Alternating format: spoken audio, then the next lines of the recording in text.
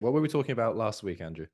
Okay, great. My understanding is that last week we were talking about, and for anyone listening, listen to the last episode first. This is chronological, but we were talking about the inner circle of the child's kind of psychic environment or social environment, environmental pedagogy, and that environment being kind of a especially psychosocial environment. And we talked about, for instance, guileless sensual touch, among other things like touch talk, tactile talk, truth talk, where really the point is like there is a way to create a psychic environment, or you could say a social environment. I mean, whatever language makes sense to you, cultural environment, where people are able to be earnest and truthful with each other always. Like there never needs to be a lie, because what would be the point? The lie would just hold back tribe, or it would hold back the home, or it would hold back the child, because it's like one more thing to have to remember. It's one more thing to have to like deal with and manage. And like, why not just be honest? Because isn't everyone here trying to help each other out? And so you can think of this as like a form of psychological or psychosocial abundance, where you never need to protect your psyche from your environment, because your environment actually protects your psyche for you. It supports your psyche and it grows your psyche.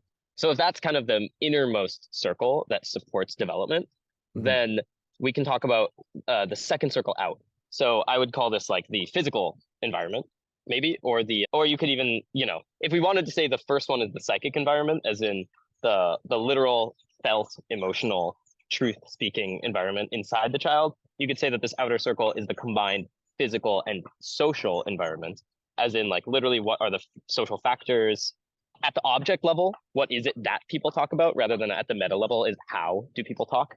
So you can think about kind of like what should be put into a curriculum, what should be put into the social environment, cultural environment, what sorts of toys maybe should exist, what sorts of books should exist, what sort of reading, what sort of talking, what sort of conversation, what sorts of activities. Like, should we watch movies together? Should we go play and throw the frisbee or whatever? Obviously, this is like a huge topic. The further you get out on these circles, almost like the bigger the room is for exploration. So I think it's first worth pointing out that there's no singularly correct answer, and that this circle expands on the innermost circle. So it must be cohesive, basically. And cohesive means like it needs to make sense to everyone, not just to the child, but also to the adults. You can't say, oh, well, my child's going to be a professional pianist and not have a piano in the home at the most basic level. And also, if your child is, for instance, incapable of speaking, then like probably you shouldn't be practicing like theater or whatever. These are kind of absurd examples that make it obvious to us that there are such things as good pedagogies, but that are incohesive with the child. But you can think of like at the micro level, you want to kind of look for cohesion. And just to clarify some context, is that you and I primarily think about this as a way to build these physical environments, the second concentric circle for your child, which is coming into the world, your new daughter, and you're thinking about homeschooling. You're open to many other approaches to schooling. I also think about homeschooling children. But so that's a lens that you're coming from, just to remind the viewer, and there's probably different ways to approach this, but that is the lens we're approaching it today. So I think one way to like bring this into, try and narrow down the scope of things that we could talk about. There's your depth of knowledge on Montessori's approach to this, and there's some very specific concrete things which Montessori recommends here, and we can probably scale up and out from there to some of the more theoretical things I think about with city as a school and affordances, and like building relationships with the third teacher, which is like the room that you're in, the city that you live. Let's try and bridge a gap between those things, starting from these very concrete things in Montessori pedagogy. Cool. So like, let's frame the conversation as literally what is an example of what I might do with my child. To be clear, I have yet to raise my first child. So these are like preliminary thoughts that always change once they hit reality. But based on, for instance, Montessori practices, based on what I saw at the Montessori school I worked at, and just based on what worked for me when I was growing up myself. And I would say, and maybe we should target an age group. So like, let's just quickly get out of the way 0 to 6 months or so. So I would just call this like straight infancy. Montessori considers this as like the child is still in the psychic womb. And I think that's a good way to think about it. It's like, you can think of your child at this stage, especially 0 to 3 months, as like almost embryonic in a way, So maybe there isn't as much agency inside them to decide for themselves about things. Instead, they mostly want to be warm. They want to be protected. They want to be fed. They want to be taken care of. They want to be, held and nurtured. And so they're like the main thing for the child here to help their exploration or to build an environment for them is you can have a good sleeping area that does not restrict their movement. Because think about like what the child's developing right now. They're developing their eyes, they're developing their senses, they're developing their ears, they're developing all of their muscles in their body, all of their movement. So the child needs a lot of food, really important part of the environment, either formula or breast milk. The child needs things to look at. So what are some great things to look at if you're an infant? Mirrors are fantastic. So acrylic mirrors are particularly great because they're non-shatter, so you don't need to worry about your child. You put them, or if you're using a bassinet near the child's bassinet or a changing area, you could put them where you're going to be changing diapers a lot. So you can put them in the changing area for the child to look at. Why are mirrors so good? Well, it's kind of for the obvious reason that you might expect, which is like the child can start to develop self-recognition. And one of the pre-built circuits in the child's brain you could think of, I don't know if that makes sense to people, but is definitely going to be facial features of humans and facial features of other babies. So when they see themselves in the mirror, there's an immediate recognition and almost a giddy happiness in a lot of cases, or an excitement that can start to form where it's like, oh, that's me. When I move my arm, that image moves. When I move my arm, that's me moving. And all these things need to be looked from the child. The mirrors are great. Another great thing is that the child can't actually see in color when it's first born. So high contrast black and white cards are great to have in the environment. Again, you can stick these on walls, you can stick these on the ceiling, you can stick these in a changing table. Those are great. And then people often talk about mobiles too, and maybe baby rattles. These are kind of the last couple things. And then lots of talking. There should be a lot of talking in the environment. There should be singing, there should be music, there should be dance. Like anything that is joyful and uplifting and soul heartening to adults, you want as much of that in the environment of the child as is natural, natural and cohesive. So like you shouldn't be suffering so that the child can enjoy, because that doesn't make sense. That's martyrdom and it's a contradiction. But if you enjoy singing, you should sing to the child. And if you are scared, like timid, you should sing to the child, because you might find on the other side of the fear that you love it and you love connecting to your child that way. And yeah, there should be a lot of talking because the child's learning language. So we've kind of talked about like you can help the child develop their sight through cards and mirrors. You can help the child develop their movement. You should have a play mat, like a soft surface for them to lay on. And they call this like tummy time. Just lay and move their limbs and just leave the child alone. You don't need to like move their limbs for them. You don't need to play with them. The child will want to spend a huge amount of time just like napping on your chest, staring into your face, being very close to you. But when the child is ready for it, maybe go out to the park and lay them on a blanket and just let them be. Let them feel the wind on their skin and let them like look at the grass and let them move their hands around. There's not very much that they can do. So just let them explore the world until they maybe get scared, or until they call for you, or until they, cry for you or whatever. And then people like mobiles too. So there's sets of mobiles, and Montessori has a literal sequence where like from birth to 3 months, you kind of move through a sequence of mobiles. And mobiles should be things that the child can reach up. They should be hung at a height where if the child reaches up and hits them with their hand or their feet, they move. So the child can start to explore physics. Because we live in a physical world and our actions have consequences, and like all these things are not self-evident to somebody born into the world. They have to be learned. So the point of mobiles is the child will delight often in its ability to knock things around. So you want to hang those at reach level for the child. And grip. There's another one. Child loves gripping. So if you put things into the hand of the child, they will grip. It's one of their early reflexes. And so this is often why people put their finger in the child's fist and the child grips around the finger. It's very cute. You can use this for like rattles. So you can put the rattle in the child's hand. They can put their hand around it and shake it. And now they get to hear a sound when they move their limb.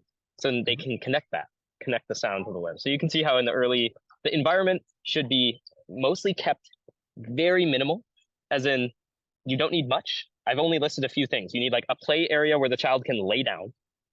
You need and like hold on to like a rattle, like a single object. You need a changing area. Ideally have something that the child can look at, kind of like cards posted on the wall near the changing area, because maybe the child will be less fussy that way. will be interested in those things. You can have some art, again, but high contrast art is really useful for this age because the child hasn't fully developed their eyes, and you need to spend a lot of time with the child. And like really at this age, it's mostly just about the psychic environment.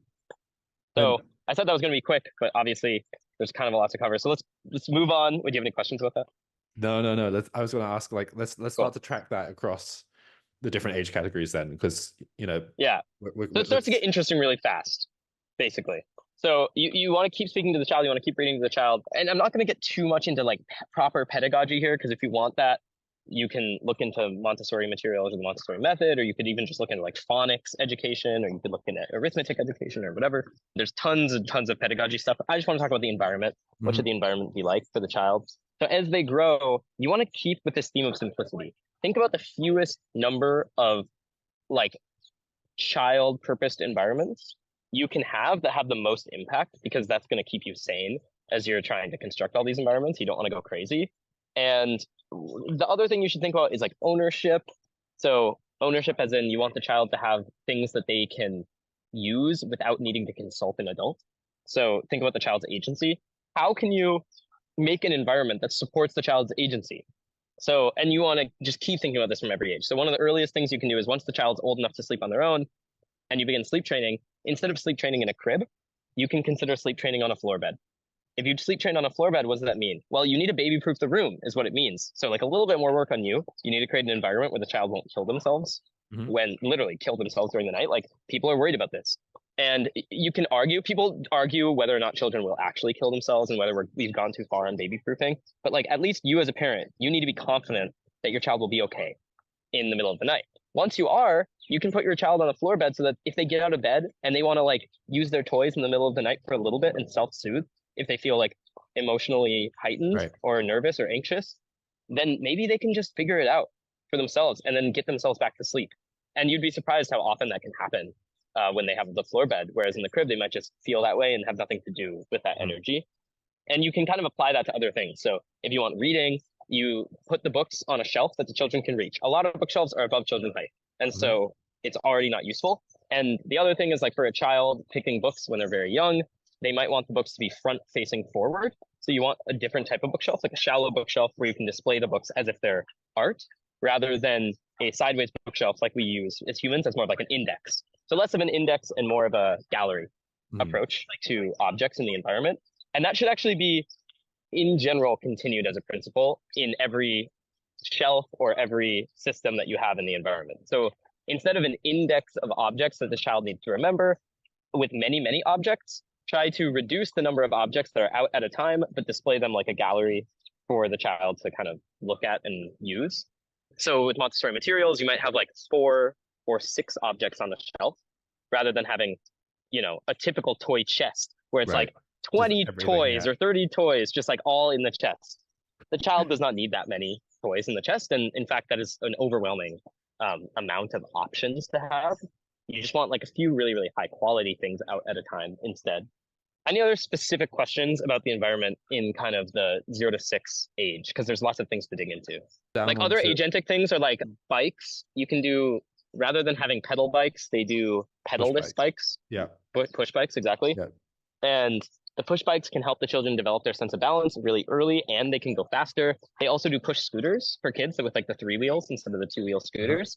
And you often see these in cities where walking is very normal because kids can keep up with adults that way. Yeah. And so you can just keep thinking about like, oh, how can I give my child a tool that actually enables them to keep up with the adults in their environment and to feel like they're part of their society, rather than feeling like they are apart, like different or separate from their society. I think there's so much we can drill into regarding like actually changing physical objects and environment for increasing agency.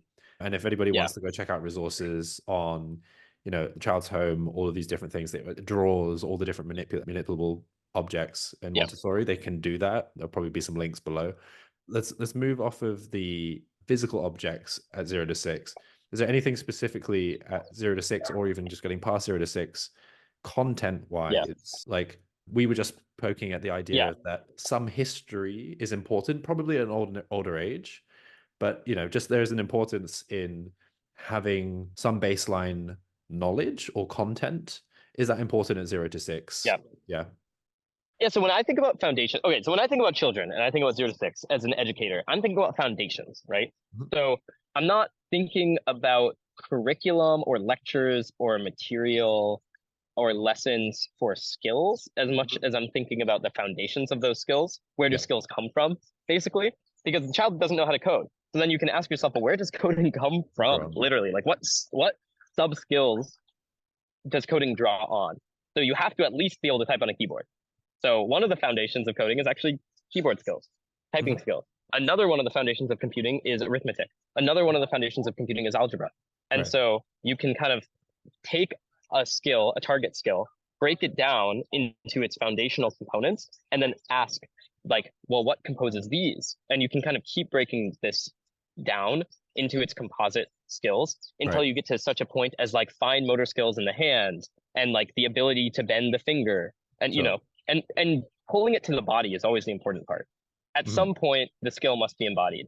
Coding, people don't think of coding as an embodied skill. Obviously it is. You wouldn't be able to code without like the ability to communicate, and the ability to communicate comes from somewhere in your body, you know, whether it comes from your nervous system or comes from your, you know, the ability to type on a keyboard, or, you know, there's all sorts of ways that we can communicate. But that's like at the broad level, it's just worth thinking about that principle, that we should always be thinking about the foundations of skills and pulling things to the foundations without being condescending to the child and without separating the foundational skill from useful work. So you're kind of holding these two things in opposition. On the one hand, we want to break things down into their composite components. And on the other hand, we never want to separate activity from useful work. Your activity, so like, let's say you wanted to develop fine motor skills in the child. Should you have like a little finger band that allows people to stretch their fine motor skills in their finger? Like, no, the child doesn't want to do that. You should give the child a fork. And you should put food in front of them. And you know what? They'll learn to hold the fork the right way because that's interesting. Another thing you can do to develop fine motor skills is you can put buttons. Buttons are really useful. If the child wants to put on clothes, they have to button the clothes. So you can build button boards where they just practice buttoning and unbuttoning. They practice tying and untying. And these all require fine motor skills. You can also do drawing and painting. Drawing and painting require fine motor skills. You can have pitchers in the classroom where they pour water. That requires, and you know, so you should always be thinking about how you can take these composite skills, put them into useful work. So now, given these two principles, what are kind of some foundational things that we should be thinking about in addition? Well, I think when I think about the foundations of courses, I kind of think about two things. One, the scope of the subject, and two, the stories, kind of the fundamental stories of the subject. And I think this is where you got into history, right? So I see history as a form of storytelling. And when I think about like, what are the foundations of historical knowledge? The foundations of historical knowledge, in my opinion, is placing oneself in a story, at least one, and ideally a good one. So obviously there's a few stories that somebody could place themselves in. There's the story of my family that I'm in and a part of. And so I can tell the story of my parents. I can tell the story of my grandparents. I can tell the story of my great grandparents. And if you personally as a parent or as an educator can tell that story really well, that's great. Like that's history. Dig into that. Like that is real history, and that history matters. And it matters more than any other history the child can learn because it's foundational. It's foundational to the child themselves, to their concept of themselves in the world. And so it always kind of, anywhere they look and anywhere they are, that history is always relevant to them. Whereas, you know, you mentioned Native American history.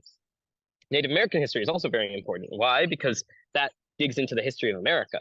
It digs into the history of their country. So if they're American, they should obviously learn this. If they're Chinese, should they learn Native American history? Like almost certainly not. And therefore, Native American history is not one of the first histories I would teach my child, even in America, because probably American history isn't one of the first histories I would teach my child in America. Probably the first thing I teach them is their personal history. So for me, that requires constructing a story of a lineage that my child is part of. And maybe at some point, I want that to be a patriotic history, at which point I bring in the Native Americans, I bring in slavery, I bring in, you know, all the things that make America what it is. But maybe I actually want that to be much closer to home, like a craftsman lineage moving down in our family, or a lineage of computer scientists that like inspired me and inspired my child's mom, and that moves on to my child, or a lineage of scholars or whatever. And just to hook the history piece together, I think this is like important for some people who generally think of history as some boring subject that you did to like learn facts and dates. I think to hook it back to one of the principles, which was I think about history, at least in the sense of how do you increase agency for the child again, which is it is that contextualizing of self. Like if you know where you've come from and roughly where you'll come from and what that's going to lead to, this is a way of increasing agency. And so it's a way of exactly. So well, there's affordances, right? So like in any story, like if you hear a story of a hero and the hero fights, they fight when maybe they're facing hopelessness. They fight anyway. Even though there is no rational reason for them to fight, they still fight. Like all of a sudden, a new affordance has been born psychologically, like psychic affordance. The idea is, and it's a new idea. I mean, we should not look past this. We're not born with all these ideas necessarily. The story being told here is even if things feel hopeless, you can still believe. You're allowed to. You know, like there's nothing that precludes that in the universe. There's nothing that makes that impossible. And so you can think about it as a parent, you know, what are the stories that I want to tell my child? And you should think about whether these will be useful without maybe, you know, obviously censorship is its own thing and parents have differing beliefs here. I personally think about like, well, what are the stories my child's most likely to encounter in the minds of the people around them? Because in every little interaction, every social interaction, we're kind of telling our own stories. We're telling the stories of our societies. So to understand the people in New York, what are the stories that my child will need in order to like navigate this city is a very important kind of way to contextualize things without censoring things, basically. And so moving from stories, like it was also just kind of like occurring to me in a deeper way that stories are a type of technology early on. Yeah, definitely. You know, and we're talking about 0 to 6. We're actually, when you get to specific stories, we're probably talking a little bit later, but this is one of the early technologies you can give your child is stories as a technology to build those affordances. Should we say about content and the things that start to lean into the idea of building curriculum? Yeah. So the way I think about this, again, I think about agency, like you're saying. It's like you really want to focus on how can you build the affordances of a person? And this isn't just about children. One of the interesting things that you'll see kind of come up is that I personally believe the best education for children treats them like human beings, which means you meet them where they're at. Children, in fact, are not adults. They do not have all the same skills as adults. They do not have the same affordances as adults. But even when teaching an adult, the same principles apply, which is like you should notice what affordances they do have. You should seek to expand them as numerously and as like in as high quality way as you possibly can, so that now they have new affordances which are available to them, so they can continue to expand. And so the kind of early ones obviously are reading, writing, speech, playing, acting, mathematics like arithmetic, logic, and storytelling. You know, these kind of core. You can think of the core liberal arts, and I that's where I'd start. I mean, I would start with the core liberal arts. I don't think we were wrong in establishing these as core to the human experience. I think they are, in fact, core to the human experience. And to something I took away from Ray's writing, Ray Guerin, who CEO of Higher Ground and Guidepost Montessori, and for anyone watching, Ray frames knowledge quite beautifully, or reinstates what Montessori was saying in an important way, which is, I think, one way that people tend to misconceive of curriculum and knowledge is that it's like content and things to be remembered for rote memorization, whereas Montessori was really after knowledge as a lens, which was to help build the affordances. So seeing through knowledge allows different frames or lenses to look out into the world and then build new affordances, which then further agency. So knowledge is an opportunity. Knowledge is a capability. Knowledge is like a fact which enables action, basically. Yes. And how can we think about the most foundational ones there? You said numeracy, literacy. I think those are correct. That is knowledge that you look out into the world and you suddenly find more things, or you find more things you can interact with and leverage. So numeracy and literacy are obviously like very foundational, which is why we teach them first in schools, and that's quite thorough. What else seems to stack on top of that quite naturally after baseline numeracy and literacy? Well, science as an interesting field to explore for trying to figure out where there are affordances for humans in the world. You know, science is, of course, like the entire domain of discovering and documenting knowledge. And meta-science, of course, is this field, which is a very small field, which studies how to do good science. Like, where does good science come from? So, if I was trying to be a little bit idiosyncratic, obviously this isn't typical, I would maybe think like, well, Darwinian evolution seems like one of the most important theories that has ever been made. And if you can get people to understand at a very young age this theory, this model, right? The model is that systems evolve. And one of the ways they evolve is by having consequences and costs in their environment. And therefore, systems co-evolve with their environment in order to thrive in that environment. So in order to like get value from the environment without dying. Yeah. So if you can get this kind of survival of the fittest or natural selection or evolution metaphor in there, even like random evolution is a phenomenon to understand that things change over time and these random little lead to emergent effects. You go out now like emergent systems and complex systems. Birth is kind of an interesting one to me that I've been thinking about, is like biology and reproduction as an interesting model. So basically, I'd start to think about mental models. This is like Charlie Munger's theory, right? There are all these different mental models in the world that we can put on or take off, like lenses that allow us to see like other people. So the scientific model allows us to see like a scientist. The economic model allows us to see like an economist. The financial model allows us to see like a financier. And the more of these that we can collect, the more we can appreciate the world. There are cathedrals all around us, if only you should see them. Kind of classic quote in this regard. And I don't know if that fully answers the question, because like there is in some ways a world of possibilities, all of which are survival mechanisms, all of which are adaptive. You can actually apply the evolutionary process here. Like there are many, many things your child could do to be adaptive in the modern world. They could become a software engineer.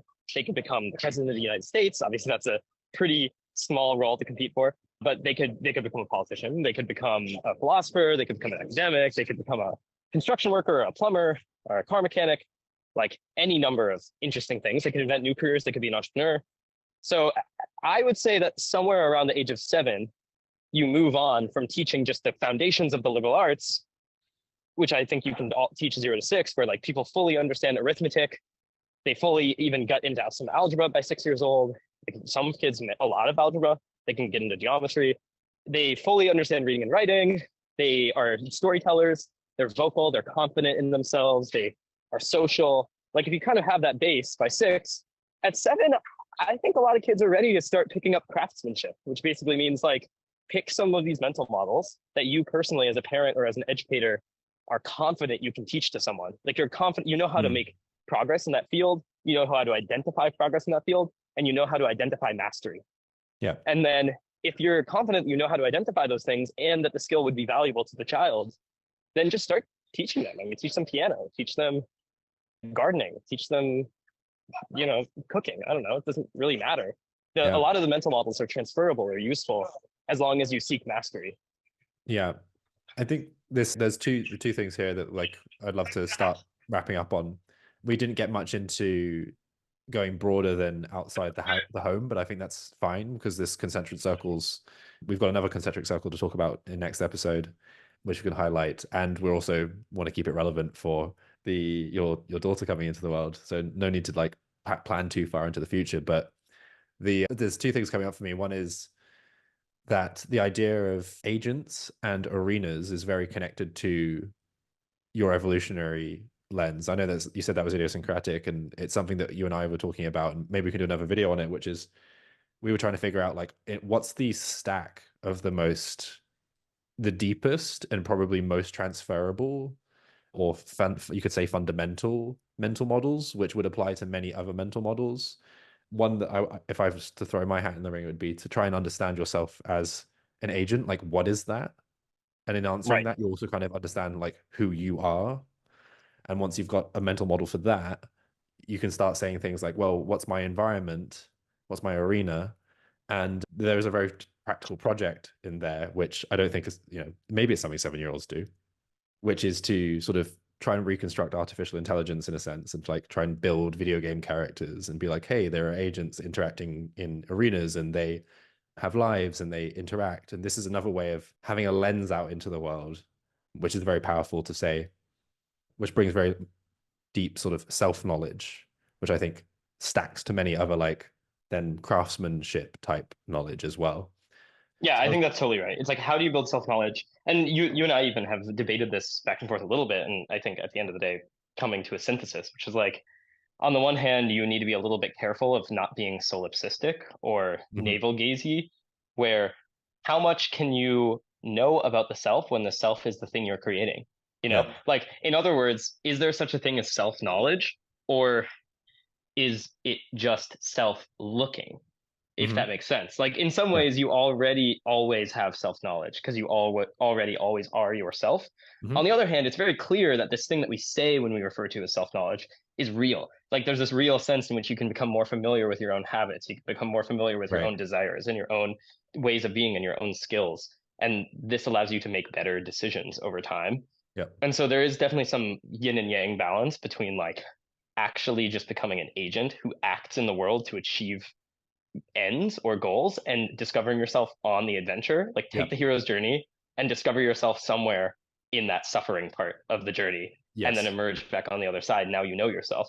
And then there's a little bit to be said for like just mindfulness, like being able to take a breath, being able to look at yourself, being able to reflect, having reflective thoughts. Absolutely. Yeah. And something we can dig into, I think, in another video, which would be like, what is the best way to approach that? Because there's so many questions I have around that, at least. Because you're right, you can just go through the life and then find it in the stumbling, or you can be more intentional about it. And I'm not sure which one's best there. But yeah, or any mix between the two. Right. So to wrap, what's the next circle we have on our concentric circles? I also want to draw a diagram of what we're talking about, and I'm framing these as how to raise high agency children as like sort of a series title. There's a sort of emerging framework here, which is like at least 3 concentric circles and like a cone going up, which is agency increasing, and then another down cone, which I forget what that is. Oh yeah, it's like decreasing dependency or something. But yeah, so like walk me through the next stage of what we should talk about. So I actually don't fully remember the original frame of the conversation, but my feeling is that the concentric circles must be like the kind of psychic environment, the cultural environment, and then the like literal pedagogical lessons that are being given or instructed, like the actual subject matter itself. But maybe that wasn't our intention. I think it was getting into like, this circle was more about the home and what to do in the house. Right. And then I remember the next circle basically being like content and lessons to go to. Yeah. Yeah, like literally, is there a curation of like, what are the actual books I will be delivering to my child? Not like the meta principles by which I put books into the home, but like, what are the books? And then connected to the same one, I don't think they should be too separate necessarily, is like actual broader world environment. Like, how important is it? What are the differences between growing up in a city and like a forest, perhaps? Like, what does that do to development as well? So we can kind of scale out to there, I think. But yeah, it'd be exciting, and let's shoot it next week. And thanks everyone for watching.